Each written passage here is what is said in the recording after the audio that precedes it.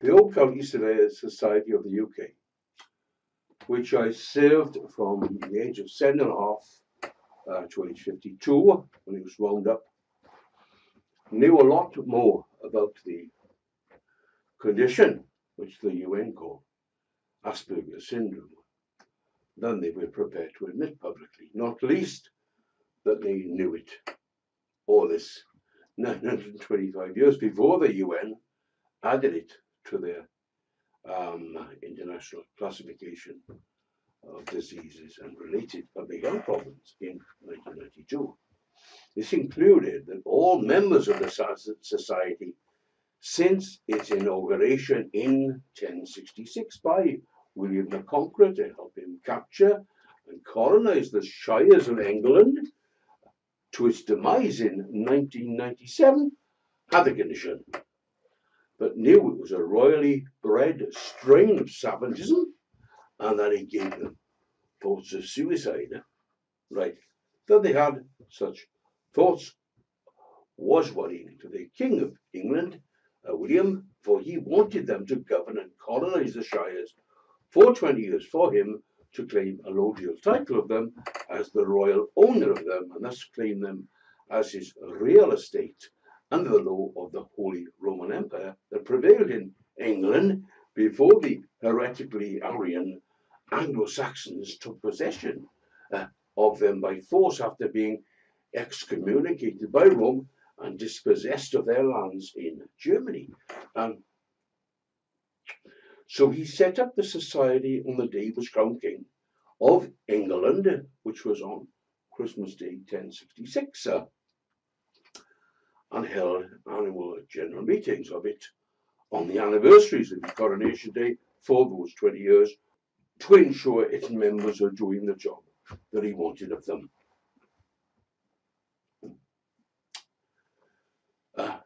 They knew the condition made them fearless in war, but they had to make sure it didn't make them reckless in peace, as their survival was essential to their mission. And they knew it wasn't a physical condition because herbs and spices could not control it. Only meditation could. They were Roman Catholics, so they used a Roman Catholic method of meditation they called Hand of God. It entailed them using a controlled breathing technique to put them in trance whilst calling on God the Father, God the Son, God the Holy Ghost, and various saints and angels they worshipped to form a disembodied hand, place it on their head as if in blessing, and tell their churning thoughts about suicide to cease and be still. Anyway, even when there was a schism between the Pope and the King many centuries later, the meditation technique was still used and still passed down generation to generation until just after the Second World War to help to control their urges towards suicide. I was taught it by age 3.5, tested on it at age 7.5 to become a yeoman of the society, and at 15.5 to become an esquire of the Royal Division, and became a teacher of it at age 50. Now, the society was wound up 2 years later because of the intervention of the United Nations. But I was asked to continue advocating the method by coaching and counselling via the internet, and I've been doing so for the past 21 years. I retired as a county surveyor, effectively, 5 years ago, albeit I was called a county engineer by then, as the County Surveyor Society had been wound up. And because it was approaching 3 school years and 10, and the last of the line, I began propagating the knowledge by writing books and blogs so that other people who needed my coaching could continue to look after themselves. My books became UK Amazon bestsellers overnight and global bestsellers within a week. And I became a featured author on the Huffington Post. Through the latter, I discovered a veritable epidemic of autistic suicide ideation was in progress in the USA. Now, I realized this was due to county surveyors in the USA being elected for short terms by the people rather than appointed for life by the Queen, and thus not being members of a county surveyor society having any interest in preserving their longevity. Not all having the condition, and thus not being knowledgeable of the meditation technique I was promulgating in my books and blogs and in my coaching and counseling, activism and advocacy practice. What I found particularly disturbing was the American Psychiatric Association, after 19 years of including Asperger's syndrome in their diagnostic and statistic manual of mental disorders, dropped it from the manual and lumped some of its symptoms, the lesser ones, with classic autism and other pervasive developmental disorders under the catch-all term autism spectrum disorder. Now, I can only imagine they did this because its suicide ideation does not respond well to being treated by medication, only by meditation. Indeed, some medication increases the risk of suicide, and they do not have sufficient know-how or incentive to give any treatment that does not employ the use of drugs. So I committed to devising a holistic solution to autism suicide in the USA, using resources familiar to the people of the USA by compiling a course for Udemy with this in mind from a self-help program I devised for my USA coaching clients with remarkable success, I must say. It comprises 7 positive action steps, each of them, except the first, starting 14 days after the one before, so completing in under 100 days to swap their autistic hell on earth of churning thoughts of suicide to a heaven on earth free of such thoughts. The first step is a short meditation designed to quell the churning thoughts of suicide before going to sleep, so the client gets a good night's rest and avoids sleep deprivation. I've adapted it for atheists and agnostics and Buddhists and Hindus, okay, so that there's no problem of the religious connotation of it. Then, by doing it each night for 14 days, it allows the brain's natural neuroplasticity to prune away the neurosynaptic pathways used out of habit by churning thoughts of suicide and replace them with pathways used habitually by more constructive and wholesome thoughts. This sets the scene for the next six steps to cure the incumbent's long-term financial security worries, raise the incumbent's happiness quotient, widen the incumbent's range of perception, reduce the incumbent's negative ego, prepare the incumbent for reprogramming self-esteem, and getting the incumbent to do something truly extraordinary. As it is impossible to put a price on saving someone's life from suicide, the first step is free. Many of my coaching clients have gone beyond step 1, as they find meditation curbs the suicide thoughts quickly, even if they come back. The idea of steps 2 to 7 is to eradicate the 6 main issues I found triggered or re-triggered the churning thoughts of suicide of my USA clients as their circumstances in the USA are somewhat unique relative to the rest of the world. So let's now prepare the scenario for steps 2 to 7 to have their best effect by learning how to do the suicide avoidance step, which is step 1.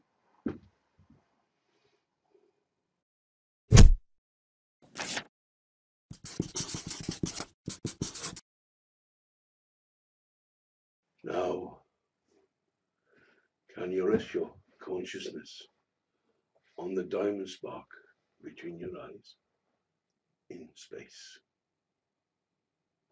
And can you feel the energy it transmits between your eyes in space?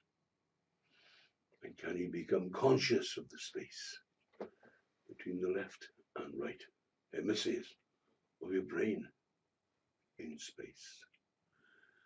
And can you sense the strap of brain tissue that connects them as space?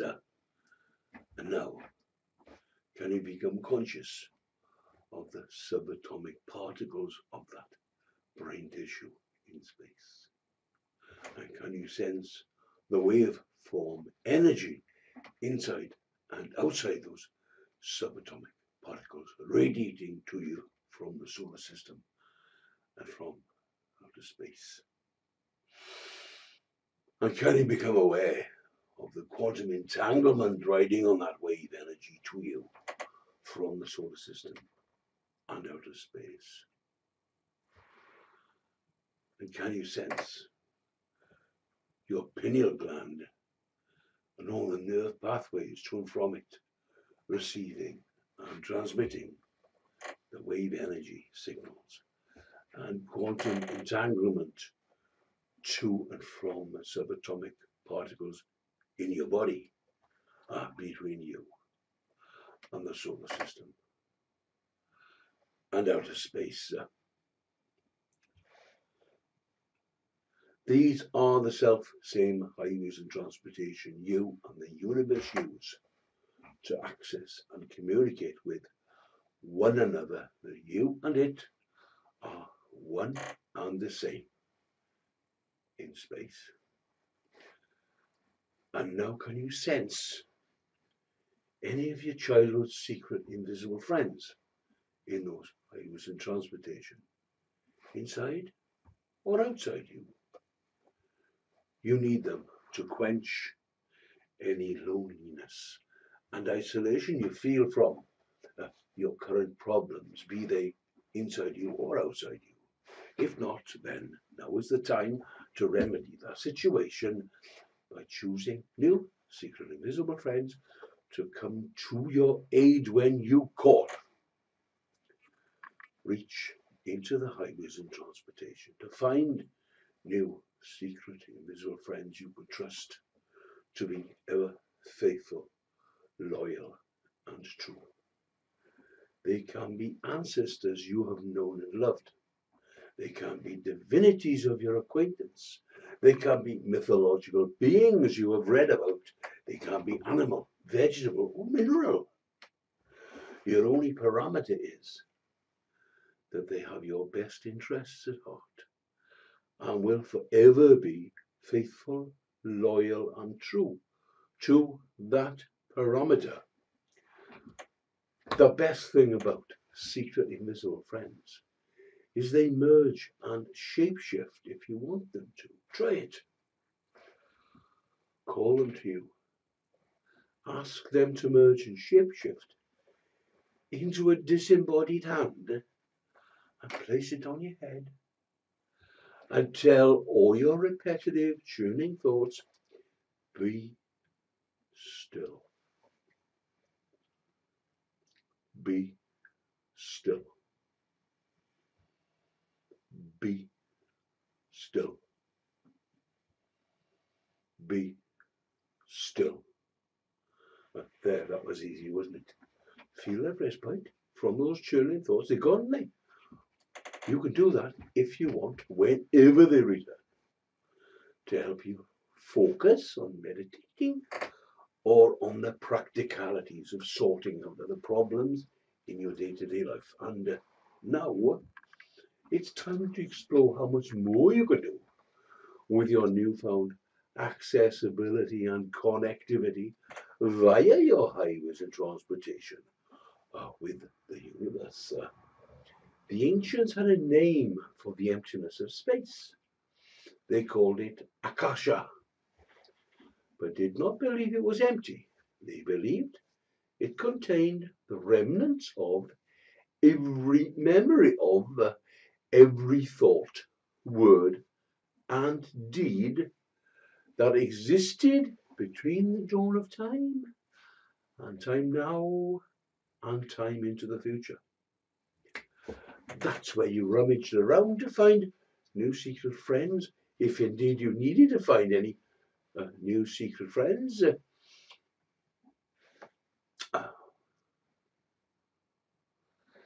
All these memories take the form of electromagnetic waves of energy, blips of information, consciousness in its purest form. A field of potentialities and possibilities, a place where you need to wallow a while so you can experience those potentialities and possibilities and bring a few back with you to help you solve those other problems I spoke of earlier. So let's do it now. Become nobody, nobody, nothing, no thing, no object, no place, nowhere, no time, just consciousness, waves of electromagnetic energy and blips of electromagnetic information. Pure consciousness, awareness in the field of potentialities and possibilities. Feel them enveloping and washing you. Invest your electromagnetic energy and electromagnetic blips in them. Capture a little quantum entanglement from them by touching them to bring back with you as a direct access and communication into the Akasha, unknown possibilities that you can find in it whenever you want to. And the longer you linger in the unknown, the more you draw the unknown to you, as you well know. From your suicidal thoughts, which start out as innocent, naive thoughts of life, death, nature, fate, fortune, God, the universe, synchrodestiny, and all that, whatever, and end up with thoughts about killing yourself if you let them. Now, when you get feeling like that, unfold your awarenessness back into the Akasha, into the immaterial realm of all quantum potentials, into the pitch blackness of eternity, and become pure consciousness, become pure awareness. Feel the infinite potentialities and possibilities surround and wash over and through you. Become one with it, but stay present to absorb infinite potentialities and possibilities into your life to create a new life from them and avoid suicide. Allow your awareness to move from particle to wave, from matter to consciousness, from the material to the immaterial, from space and time to no time and no space, from a world of the senses to a world beyond the senses, from the known to the unknown. And if you, as the observer, find your mind returning to familiar people, or things, or places, or to your body, or to your habits, your identity, or your emotions, past, present, or future, be aware you are observing the known on your own. And surrender to the plenum of potentialities and possibilities that are as yet unknown to you. Become no one, nobody, nothing, nowhere, in no time. Do it now. Stay present.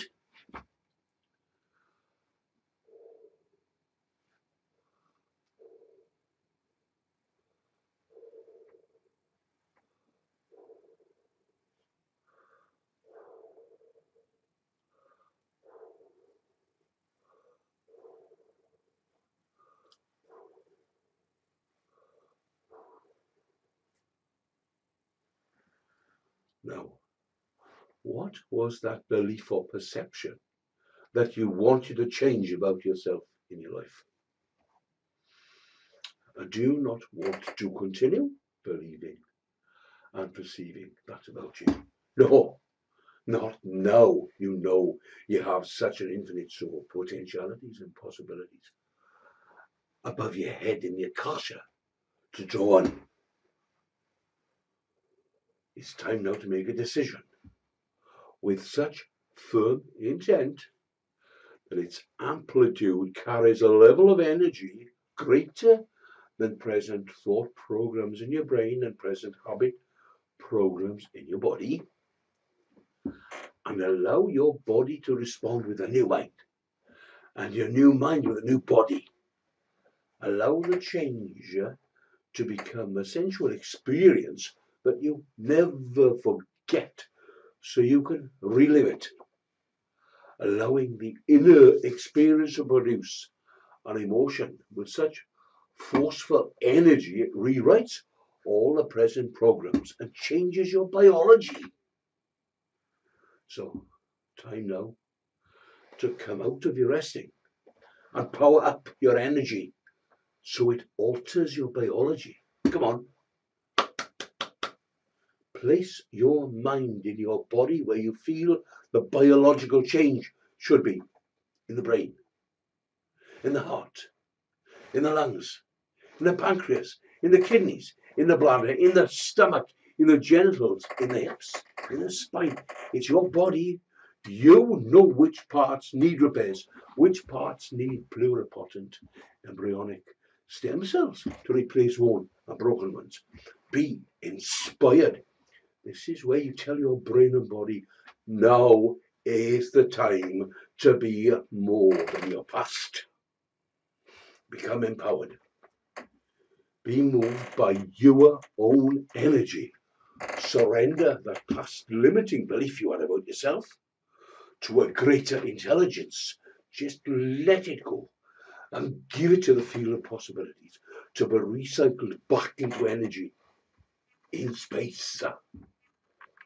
Now, what do you want to believe and perceive about yourself and your life? That you are worthy, that you are of value, that you have meaning, that you have purpose, that you are chosen. And how would that make you feel? Knowing you are not a random speck of dust in space. Come on. Move into a new state of being and allow your body to make its new mind. And let the energy of this choice rewrite the circuits in your brain and the genes in your body. Grant your body liberty to create a brand new future for you. Place your left hand over your heart and bless your body that it creates a new mind to generate a new energy, and bless your life. For without it you are naught. Let it extend your mind to make your state of being a proper reflection of your world and your place in it. And bless your future that it never be your past. And bless your past that it turn to wisdom. And bless the challenges in your life that they motivate you into greatness. And bless your soul that it wakes you from this dream and becomes your guide. And bless the unseen in you, that the energy move in you, that it stirs in you, that it moves in and through you and all around you. That its mind becomes your mind, and that its nature becomes your nature, and that its will becomes your will, and its love of life becomes your love of life. and that it shows cause by firmly telling you in your life in some way, so you know that it's real. And if the thought sends the signal out and the feeling draws the event back to you, move into a state of gratitude and thanks for a new life before it is made manifest. The emotional signals of gratitude and thanks mean the change has already begun. And the longer you linger in gratitude, the more you draw your new life to you, because gratitude is the ultimate state of receivership. Now, bring consciousness back with a new body to a new life and a new future. And when you're ready, open your eyes.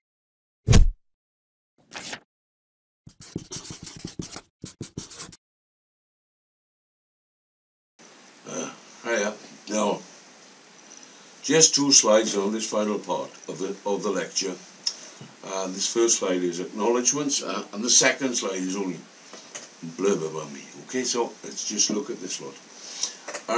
My acknowledgements are: first of all, You Are the Placebo, a book by Dr. Joe Dispenza, and he's pushing the boat out here with how can I explain, energy healing by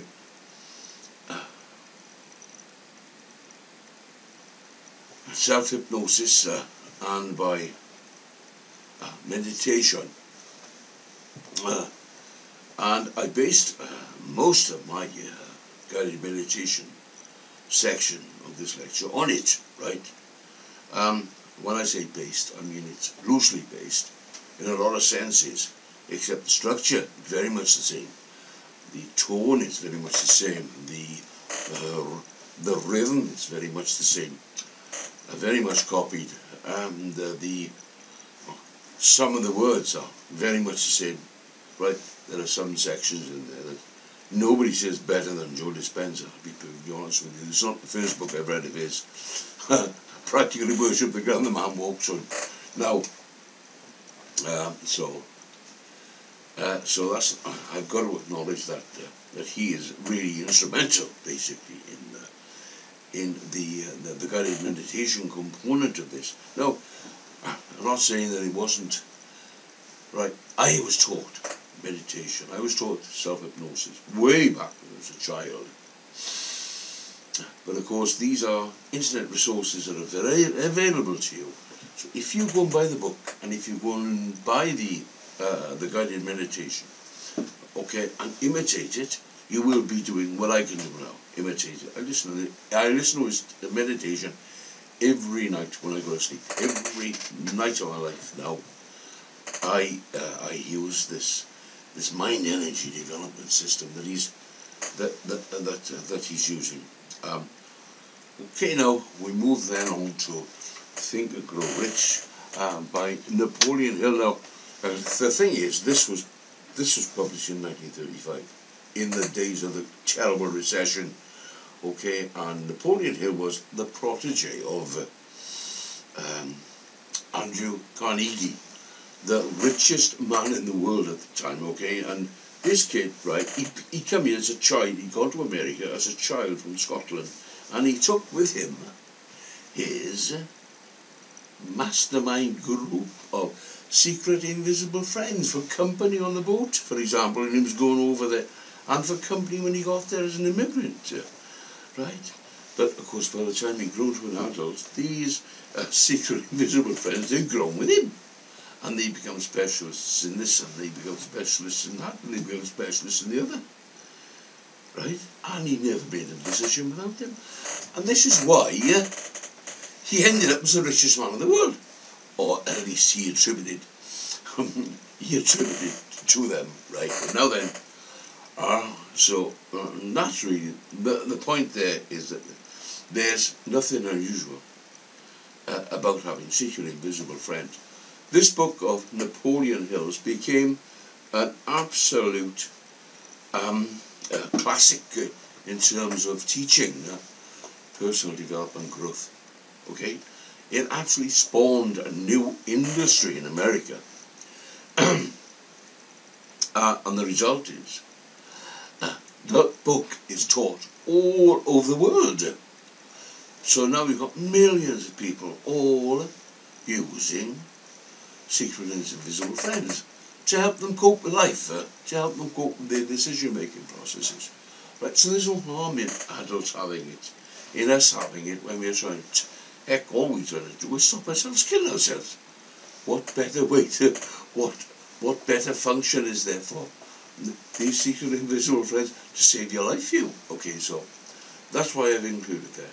Now, The How of Happiness is another extraordinary book. Now, Dr. Sonia Lieber-Mursky is a psychology professor in California, and she studied happiness all her life.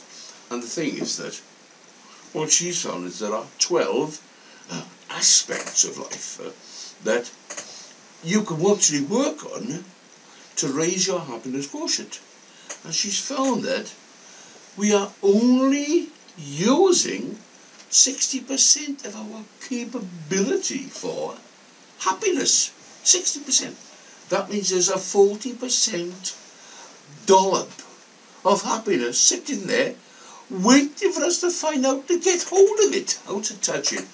Right, so she teaches you how to take 4 of these aspects, okay, work on them for a while, okay, and pump your happiness quotient up. Right, I did this. I crammed the book for a special course way back just after I retired. I crammed it because I just wanted to attend the course. It was called Optimum Living. It's Brian Johnson's Optimum Living. It's part of the Theos program. Now, so I crammed the book, and by the time the course started, my God, was I happy. I couldn't believe how happy I was. I was whistling every single day of my life. I was so happy, right? So happy. Then, anyway, we moved then on to another extraordinary book, right? Synchro Destiny by Dr. Deepak Chopra. It's also known as The Spontaneous Fulfillment of Desire. Now, desire, I shouldn't be thinking, right? I shouldn't be thinking about desire in those terms. Desire, I didn't want any desire for sex. I didn't want desire for fame. I didn't want desire for fortune. All I ever desired was a better life. Less suicide ideation.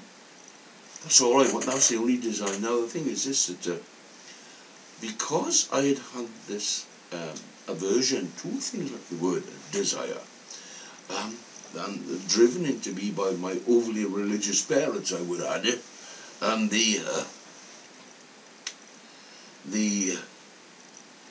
I had this barrier to ever wanting, forever desiring anything.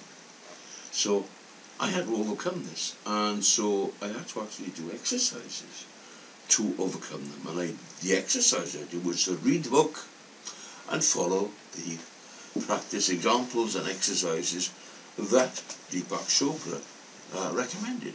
Well, after 3 months of this, I was more than happy.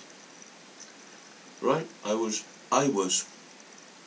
on cloud 9, day in, day out. I was talking to the trees. I was talking to the clouds. Right? I was talking to the skies. I was talking to the stars. Right? I used to fly to the other side of the cosmos in my mind every morning before breakfast. Right? It's a 2-hour meditation I was doing, right? And it was extraordinarily mind-boggling. And it required A, calling down your secret invisible friends. B, putting the hand on the head and saying, be still, be still, be still, be still. And then asking the secret friends to stay with you and discuss this, that and the other. And to do the exercise with you. And the exercises, there are 7 days in a week. So there are 7 sets of exercises, boom, boom, boom, boom, boom. And what you do is rinse and repeat every week. Do that for 3 months, and wow, as I'm saying, talking to the clouds. I even talk to my car. Inanimate bloody object. I even talk to my car as if it is a real live being. Okay, so that's how bad it is. Okay, it really is extraordinary. Now then, the final two things are YouTube videos, The Tale of the Traveller and The Daisy Pond. The Tale of the Traveller, I put that one in there because, well, the two of them, I put them in there because it's very hard to teach the people that have never even attempted self-hypnosis, right? They're not even converted, right? And they're not experienced it at all. And they're quite frightened of the thought of trying to do self-hypnosis. Well, these two YouTube videos, all you have to play them. The first one is 8 minutes, the second one's 14 minutes. You play them, and you're actually taken through the process in a guided meditation fashion. First of all, it's by a couple of yogis, I should say. It's a yoga meditation, and the second one is pure self-hypnosis. Okay, it's the guy who teaches it is in fact a Buddhist monk. But even so, it's not religious in any sense. No, you don't know what it's not religious in any sense. It simply teaches you how to control your breathing.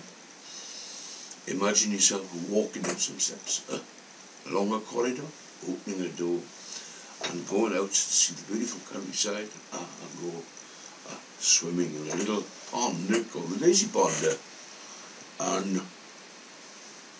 and then exercising your imagination to do this, that, and the other, right? And you come back complete. You come out of it, he brings you back in, brings you back up the stairs, and brings you out of the trance, okay? And he says, okay, sit quiet for a minute, just feel relaxed. Just sit quiet, okay? So, and you need to sit quiet a minute because it is quite extraordinary. It is quite extraordinary. You actually, like, I use the expression cloud nine. You come down out of cloud nine, you put your feet back on the ground, but even with your feet on the ground now, you feel as if you're flying without wings, right? It's extraordinary, all right? So, but the thing is, as I say, it overcomes the problem of being unconverted and being inexperienced. So I recommend, if any of you have any difficulty with any of this course, get those resources. Get a hold of them, right? Buy them, study them. Okay, they may drag the course out a bit for you, but quite literally, you will fly through the course at the end of the day. And some of them, in fact, I'll be picking up on in later lectures. So I will be asking you to buy them in any case, right? Also, certainly How of Happiness, and certainly the Sync Destiny. You certainly, I will be recommending those. I have no financial interest in them at all whatsoever. I don't get any money from recommending them to you. I will be recommending them to you because they have blown my goddamn mind, okay? And I want them to blow yours as well, because what I'm interested in is saving your life, right? Now then, the next slide is, as I say, it's only a blurb. It's only what we authors call back of book blurb. It just tells you who I am, what I do, and how to get in touch with me, basically. That's all it is. There's nothing more for me really to say, except I hope to see you at the start of lecture number 2 very soon. Bye bye for now. Cheerio.